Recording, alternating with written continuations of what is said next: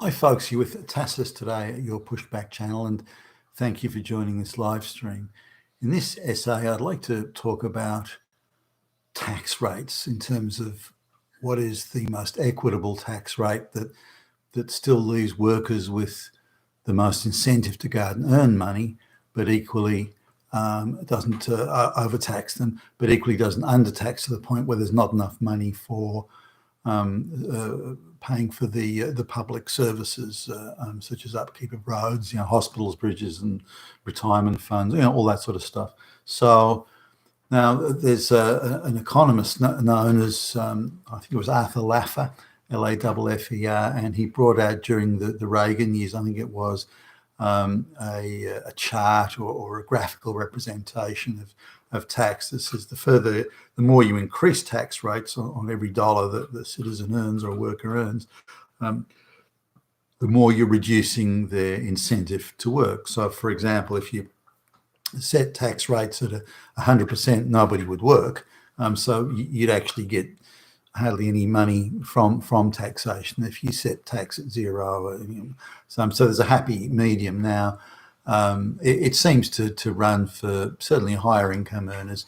When you look at the Social Security and various taxes, they're paying between sort of 47 to 53 cents overall, on every dollar they earn. And you can throw other backhander taxes in the mix, like sales taxes and consumption taxes, land taxes, and then taxes on, say, profits on taxing dividends that you might make on your share investment portfolio and so on. But just focusing on income tax just for the moment, then that's about the rates for the higher. Lower income earners pay less tax, and tax rates differ country to country, but in the advanced economies, the advanced Western economies, they're all within a reasonably tight sort of range.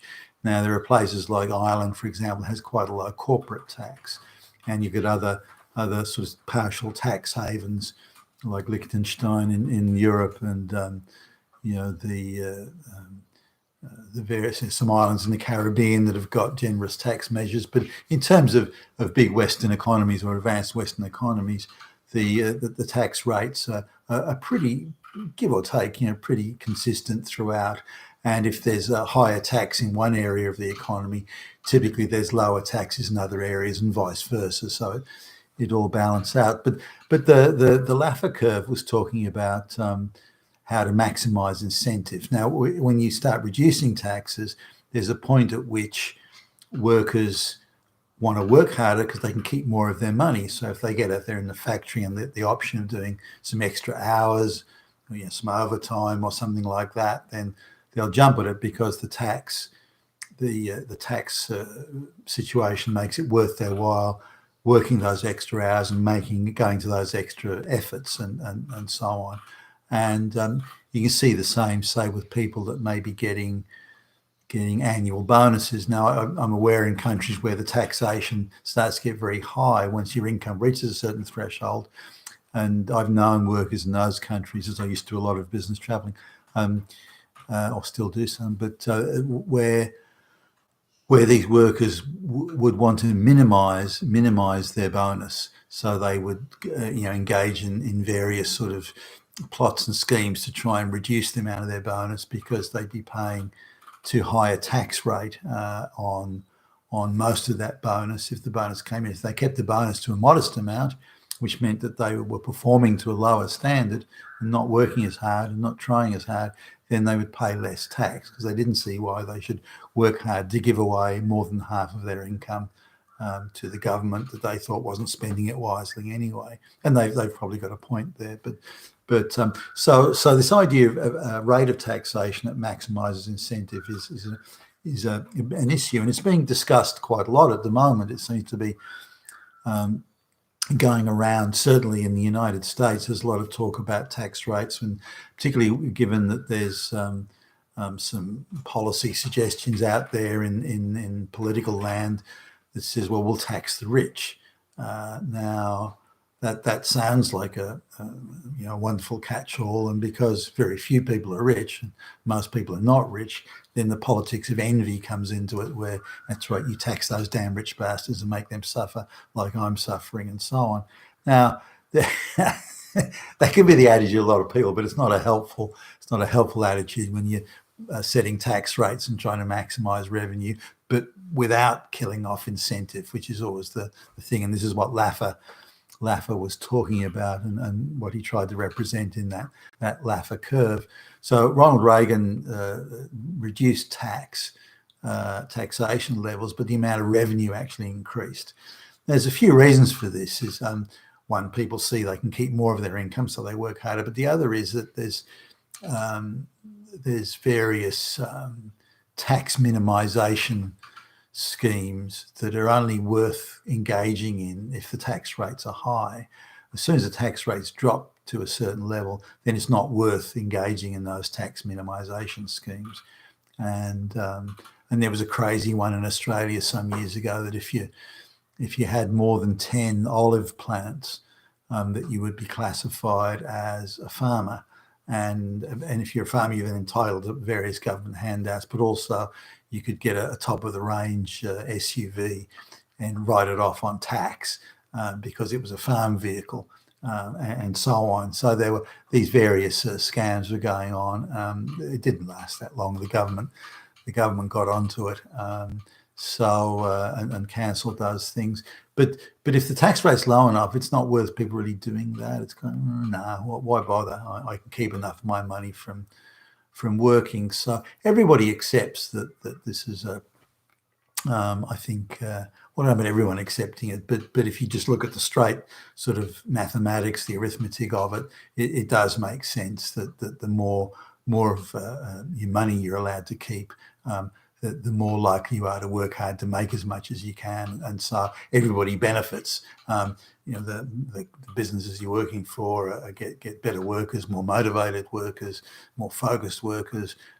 They make more money, and then in turn, because of their additional income and wealth, in the overall sort of tax take, the taxation increases. But there's some odd ones where there's very few people dispute this, but in say alimony and so on, it's actually a crime if you owe or supposed to owe alimony. It's actually a crime not to maximize your income. It's not a crime in any other situation, only that. So if you owe alimony, the alimony people can say, well, we say you're, for example, capable of making $100,000 a year. We say it. Don't have to prove it in a court. We can say it. And therefore, you're not, if you're making 60,000, for example, 60,000 instead of the 100 they say you can. This means you pay less alimony, of course. But what the alimony people say is, no, you have to make the maximum amount of money in terms of gross income before deductions. You have to make the maximum amount of money possible, so we can take a maximum amount from you. Now, under no other circumstances, none, is that considered acceptable. But for it's mostly men. For men who don't maximise their income, they actually can be sent to prison. So you're not maximising your income. You're required to. You're not earning as much as we think we say you're capable of. And if you don't do that, technically, then you're in contempt of court. And they use the tactical nature of contempt to put men in prison. There's men in prison at this very minute because now, if they're paying a generous amount of alimony, their effective tax rate could be 80%.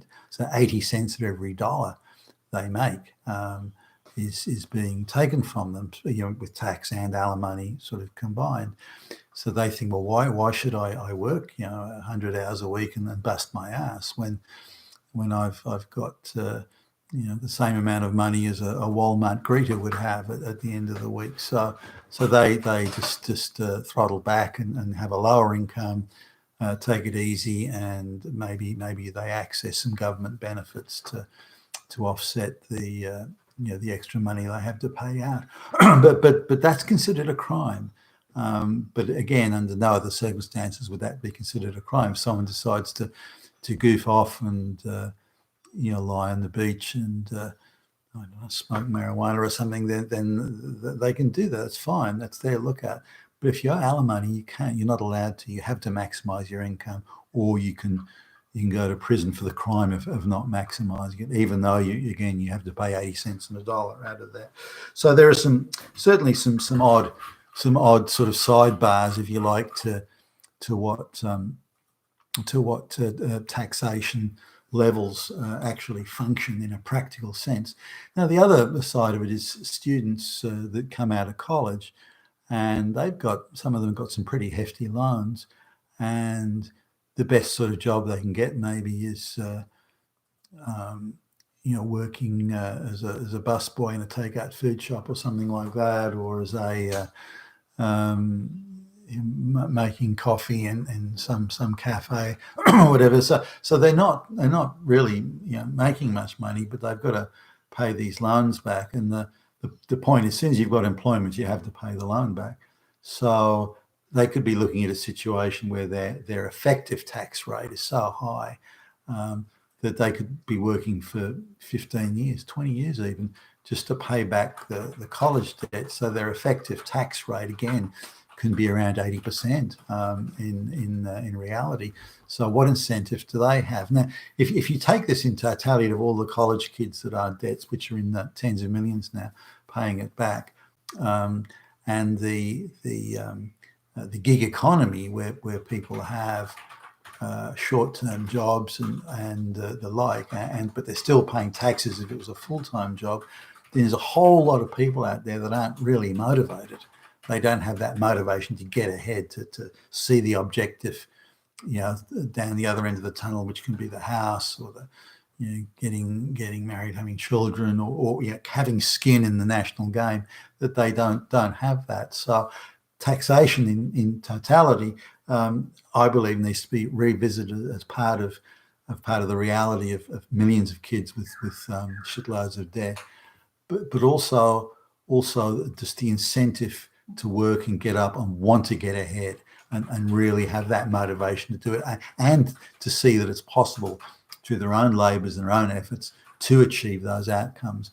And taxation needs to be, I believe, needs to be revisited in the context of the gig economy, short-term employment, uncertainty over employment, and let's have a conversation about that, because I think it's an important one for the entire Western world, and we need to have it.